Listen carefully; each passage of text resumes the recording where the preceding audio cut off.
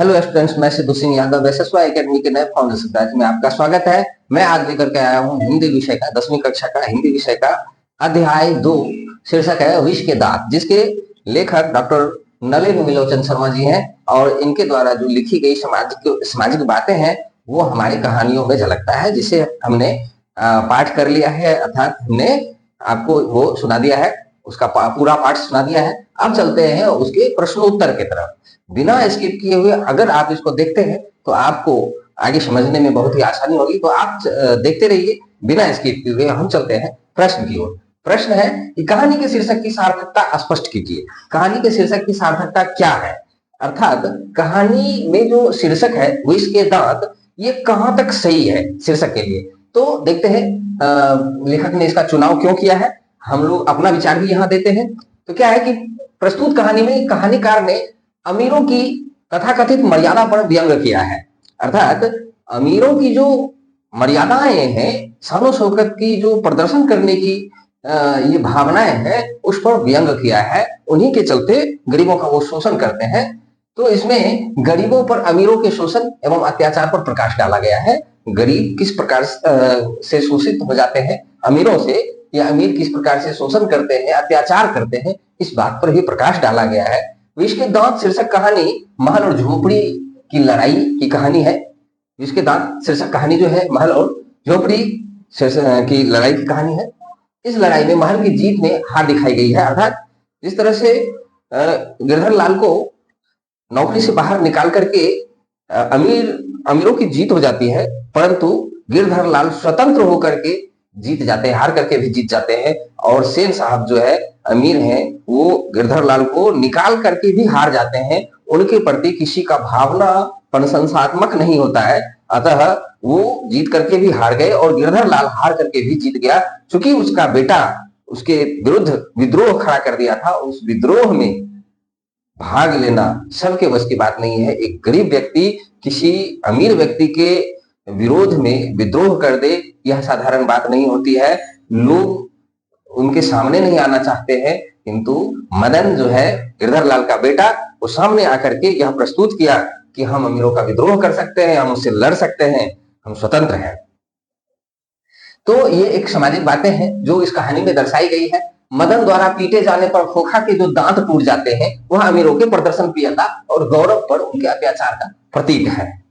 जिस तरह से मदन ने खोखा को पीटा और दांत जो तोड़ दिए, वो दांत जो है उनका शानो शौकत है। यह दांत शानो शौकत का प्रतीक है, अर्थात जो अमीर लोगों का शान शौकत है वो हाथी के दांत की तरह है। लेकिन हाथी के दांत यहाँ नहीं कहा गया है, ये विष के दांत है। ये क्या है? विष के दांत। वो अपने शान शौकत को बनाए रखने के लिए गरीबों का शोषण करते हैं, गरीबों पर अत्याचार करते हैं। इसीलिए नलिन विलोचन शर्मा जी ने लिखा है विष के दांत। विष के दांत मैं समझता हूं यह बहुत ही सार्थक शीर्षक है, जिसमें कि वाजिब बात है कि यह प्रदर्शन प्रियता के कारण गरीबों पर शोषण होना यह विष का काम नहीं तो और क्या है। तो हम चलते हैं आगे। आगे लिखा है कि गरीबों पर उनके अत्याचार का प्रतीक है। मदन अमीरों की प्रदर्शन प्रियता और गरीबों पर उनके अत्याचार के विरुद्ध एक चेतावनी है।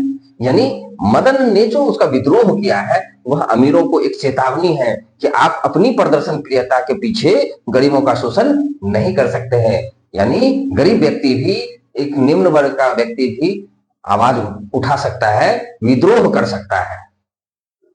ये अमीरों को जो है चेतावनी है, सशक्त विद्रोह है, यानी कि हम जवाब दे सकते हैं।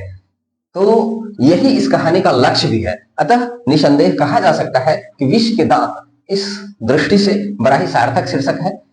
यहाँ पर लेखक भी मानते हैं और हम लोग का भी यही विचार है। अमीरों के विष के दांत तोड़कर मदन ने जिस उत्साह और ओज का परिचय दिया है, यानी अमीर का यानी खोखा का जो दांत तोड़ करके जिस तरह से उत्साह का परिचय दिया है कि मतलब अगर हम पीछे हट जाते हैं तो हम दबे के दबे रह जाएंगे, जबकि उन्होंने दांत तोड़ दिया तब जाकर के उनको शाबाशी मिली थी मदन को। तो इस तरह से उत्साह और ओज का परिचय दिया है। वह समाज के जाने कितने गिरधर लालों के लिए गर्वोल्लास की बात होगी, जिसका बेटा इस तरह से अमीरों के प्रति विद्रोह खड़ा कर देता है, उसका पिता गौरवान्वित होने में थोड़ा भी देर नहीं करेंगे, बहुत गर्व करेंगे अपने बेटे पर कि अमीरों का विद्रोह कर दिया है। और ऐसा लाल सभी को होना चाहिए। तो इसमें लेखक द्वारा दिया गया संदेश मार्मिक बन पड़ा है। जिस प्रकार गिरधरलाल ने अपने बेटे को गोद में उठा करके उसे पीटने के बजाय गोद में उठाया और प्यार किया और उन्हें शाबाशी दी, यह बात जो है बहुत ही मार्मिक बन पड़ता है। और स्वतंत्रता के बारे में बताया जाता है, किस तरह से वह स्वतंत्र हो गया, नौकरी से छूटने के बाद स्वतंत्र हुआ। नौकरी में था तो सेन साहब के बंधन में था, लेकिन नौकरी से छूटने के बाद वह स्वतंत्र हो गया। तो यह बात जो है विष के दांत को तोड़ने की बात है कि मदन ने उस विष के दांत को, दिखावे को जवाब दिया है, करारा जवाब दिया है। तो इस प्रकार से यह विष के दांत शीर्षक बहुत ही सार्थक है। हम चलते हैं अगले प्रश्न की ओर। सेन साहब के परिवार में बच्चों के पालन पोषण में किए जा रहे लिंग आधारित भेदभाव का अपने शब्दों में वर्णन कीजिए। सेन साहब के घर में 5 बेटियां थी और एक खोखा, यानी उनका बेटा। तो 5 बेटियों में जो शील स्वभाव था वो लड़कियां क्या थी, कठपुतलियां थी, अनुशासन की जीती जागती मूर्त थी। ठीक है, अगर ठीक से मुस्कुराना हो तो आस पड़ोस के लोग उनसे कुछ सीखें, आस पड़ोस की युवतियां जो है उनसे मुस्कुराने के लिए सीखें कि कैसे मुस्कुराना चाहिए। तो वो तमीज और तहजीब की जीती जागती मूर्त थी उनकी 5 लड़कियां, इतने अनुशासन रहित सहित, परंतु उनका लड़का उसका ठीक विपरीत स्वभाव का अनुशासन रहित था। तो जिसमें दिखाया गया है कि सेन साहब ने अपने पालन पोषण में लिंग भेदभाव किया है, अर्थात लड़का और लड़कियों के प्रति जो भेदभाव किया है, लड़कियों की के प्रति सख्त अनुशासन था और लड़कों के प्रति एकदम ढीली अनुशासन, मतलब अनुशासन नाम का कोई चीज नहीं था, उनको ढिलाई दी गई थी, स्वतंत्रता थी। तो यह कहां तक वाजिब है? तो देखते हैं कि सेन साहब के परिवार में उनकी 5 लड़कियां थी, सीमा, रजनी, आलो, शेफाली और आरती। ये 5 उनकी लड़कियां थी। सबसे छोटा लड़का था और उनका आविर्भाव बहुत बाद में हुआ था। लड़का का आविर्भाव यानी उनका जन्म जो है सबसे बाद में हुआ था, जबकि सभी को यानी उन दोनों दंपतियों को, दंपति अर्थात पति पत्नियों में जो है विश्वास खत्म हो चुका था, उम्मीद खत्म हो चुकी थी कि अब जो है बच्चे नहीं होने वाले हैं। फिर उस समय में, ऐसे समय में वो अपवाद के रूप में जन्म ले लिया खोखा। तो जब वो जन्म लेने में अपवाद है तो उसका जीवन भी अपवाद ही होना था।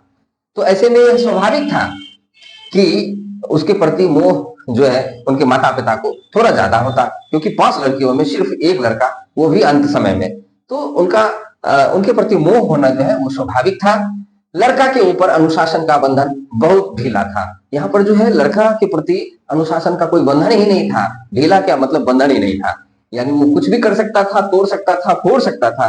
जबकि लड़कियां कैसे खड़ी रहेगी, कैसे बात करेगी, क्या पहनेगी, क्या बोलेगी, किससे कैसे बोलेगी, कैसे हंसेगी, दौड़ेगी, धूपेगी, खेलेगी, व्यायाम करेगी, वो जानती थी कि व्यायाम करना भी हमारे लिए उचित है। और समय पर, शाम के समय सिर्फ दौड़ती थी, खेलती थी और कुछ भी नहीं, वो भी लॉन के अंदर।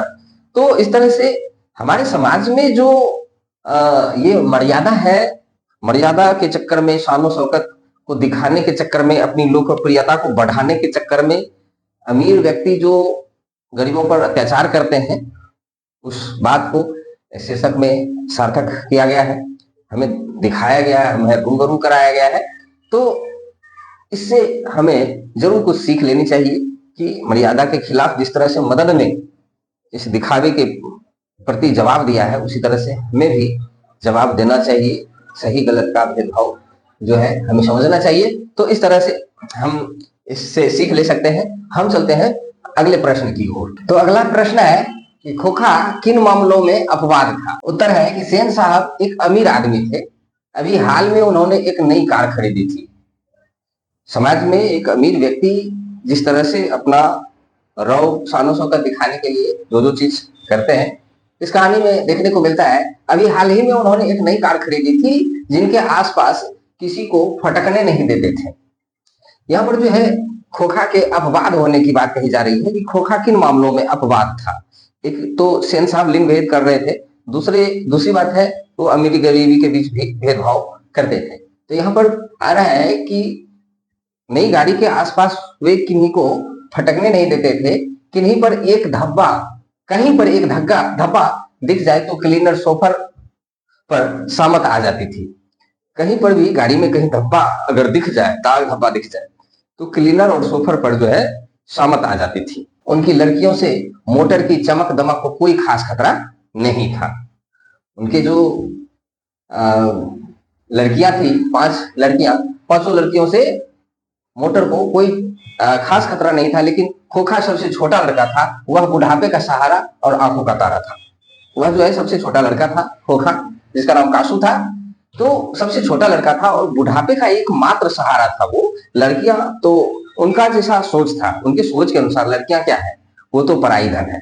इस वजह से एकमात्र सहारा उसका कासू ही था, खोखा ही था, और जिसको उन्होंने सर पे चढ़ा रखा था।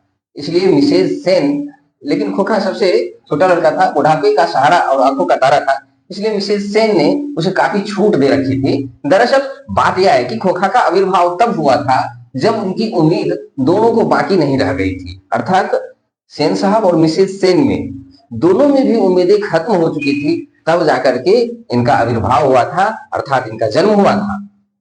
और इसलिए भी यह भी स्वाभाविक था कि वह घर के नियमों का भी अपवाद था। जिस तरह वो घर का भी नियम का अपवाद था, मतलब लोग अब सोचने लगे थे कि अब इनको लड़का होने वाला नहीं है, और उस समय में इनका आविर्भाव हो गया, यानी अपवाद में ये हो गया। इसलिए मोटर को कोई खतरा था तो केवल खोखा से ही था। अगर मोटर को कोई खतरा था तो सिर्फ खोखा से। घर में मोटर संबंधी नियम हो या अन्य मामले, उनके सिद्धांत बदल जाते थे। कोई भी मामले हो, अनुशासन के मामले हो, मोटर संबंधित कोई मामले हो, कोई भी मामला हो, उनका सिद्धांत खोखा के मामले में बदल जाता था। तो इस तरह से भेदभाव को दिखा करके समाज में जो लिंग भेदभाव किया जा रहा है, इसके प्रति नलिन विरोचन शर्मा जी ने हमारी आंखें खोली है, इस बात पर प्रकाश डाला है कि हमें इस प्रकार भेदभाव नहीं करना चाहिए। यहाँ पर हमारे मन में आते हैं कि नहीं करना चाहिए। जब हम ये कहानियां सुनते हैं, जब ये घटनाएं हम देखते हैं, तो हमारे मन में आता है कि ऐसी बातें नहीं होनी चाहिए। परंतु क्या होता है कि हम लोग क्या करते हैं कि इस घटना को स्वयं अंजाम देते हैं। हम लोग खुद भेदभाव करने लगते हैं जब अपनी बारी आती है। लेकिन हमें इस बात को समझना होगा कि हम समाज में हैं और समाज के 2 अंग हैं, स्त्री और पुरुष, और दोनों को बराबर रूप से समाज के विकास में भागीदारी लेना होगा, और तभी जाकर के समाज में विकास होगा। तो इस प्रकार हम चलते हैं अगले प्रश्न की ओर।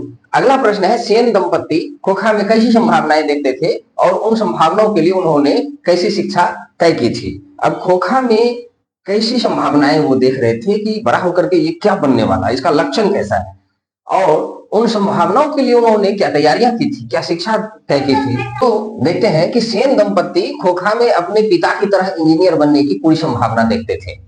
सेन दंपति को लगता था कि हमारे बच्चे का जिस तरह से हरकत है, जिस तरह से वो कार्य करते हैं, इससे पता चलता है कि पिता की तरह वो भी एक इंजीनियर बनने योग्य है। और उन्होंने उसके शिक्षा के लिए कारखाने से बढ़ई मिस्त्री घर पर आकर 1-2 घंटे तक उनके साथ कुछ ठोक ठाक किया करे, ऐसा व्यवस्था किया था। उन्होंने अपने ही कारखाने से बढ़ई मिस्त्री को बुलवा करके घर पर कहा था कि कुछ ठोक ठाक कर दिया कीजिए, ताकि ये देखे, हथियार को पकड़ना सीखे, हथियार से वाकिफ हो कि हथियार क्या है, कौन सा हथियार किस उपयोग में लाया जाता है। मतलब ये सारे चीजें बच्चे को प्रैक्टिकली समझाना चाहते थे। पता नहीं बड़ा होकर के इस बात को वो पसंद करता या ना करता, वो बच्चे को इस बात से दिलचस्पी था या ना था, फिर भी वो चाहते थे कि हमारा बच्चा इंजीनियर बनेंगे। तो बच्चे में जो है, मतलब 5 वर्ष से कम उम्र में ही आप तय नहीं कर सकते हैं कि बच्चा बड़ा होकर के क्या बनेंगे। आगे चल करके उनकी रुचि, उनका जो ध्यान है, उनका जो स्वभाव है, इस प्रकार आप कर सकते हैं। जैसे कि जब वो पढ़ना स्टार्ट करते हैं और जिस चीज में ज्यादा रुचि है, उस अनुसार आप तय कर सकते हैं कि अब हमारा बच्चा क्या बन सकता है, क्या बनने लायक है, किस चीज में इच्छा है। वरना आप उससे कम उम्र में क्या तय कर सकते हैं कि हमारा बच्चा क्या बने। तो इससे बच्चे की उंगलियां अभी से औजार से वाकिफ होंगे। तो इस बात के लिए उन्होंने बढ़ई मिस्त्री को कारखाने से बुला करके ठोक ठाक करने का व्यवस्था करवा दिया था। तो इस प्रकार आप देख सकते हैं कि हमारे समाज में एक तो दिखावे का चीज, इस कहानी विष के दांत कहानी शीर्षक से हमें पता चलता है कि समाज में एक दिखावा वाला जो सिस्टम है, दिखावे का जो सिस्टम है, लोग दिखावा करना चाहते हैं, हमारे पास ये गाड़ी, हमारे पास बंगला, हमारे पास शान और शौकत, ये एक विष का दांत है। यही शान और शौकत के मोह में गरीबों का शोषण करना वो अपना जन्मसिद्ध अधिकार मानते हैं अमीर लोग। तो इस चीज के लिए एक व्यंग्यात्मक दृष्टिकोण से नलिन विलोचन शर्मा जी ने इस कहानी को रखा है और हमारे सामने उजागर किया है। इसमें दूसरी बातें ये है कि यहाँ पर जो है लिंग भेदभाव को भी दर्शाया गया है कि हमारे समाज में किस प्रकार से लिंग भेदभाव किया जाता है, बेटा के प्रति क्या नियम कानून है, बेटियों के प्रति क्या नियम कानून है, क्या अनुशासन है, बेटियां अनुशासन में है तो बेटे अनुशासन में क्यों नहीं है, या बेटा अगर स्वतंत्र है तो बेटियां स्वतंत्र क्यों नहीं है। इस बात को उजागर किया है नलिन विलोचन शर्मा जी ने। तो हम इसका और भी पार्ट लेकर के, और भी प्रश्नोत्तर लेकर के हम कल आएंगे आपके सामने, और कल जो है हम आपको अगले पार्ट में इसका और भी चीज दिखाएंगे और चीज से दर्शन कराएंगे। तब तक के लिए हमें विदा दीजिए। धन्यवाद। हम मिलते हैं अगले वीडियो।